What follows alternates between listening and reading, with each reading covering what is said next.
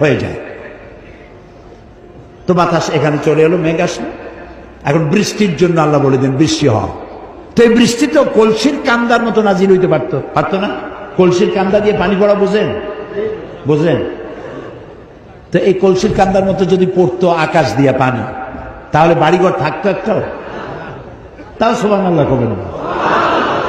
আল্লাহ রাব্বুল আলামিন জমিনের প্রয়োজন মিটাচ্ছেন, আবার যেন মানুষের বাড়ি ঘরের গরু বাছুরের ক্ষতি না হয়, সেগুলি যেন বিপদে না পড়ে, কষ্টে না পড়ে, সেজন্য বিন্দু বিন্দু করে, ফোঁটা ফোঁটা করে বৃষ্টির পানি নাজিল করে দিয়ে পৃথিবীর কোথায় শুষ্ক একটা বালি, এক কোনা মাটি পড়ে আছে, তালাশ করে করে সমস্ত মাটিগুলি আল্লাহ রাব্বুল আলামিন সিক্ত করে দেন, ভিজায়া দেন।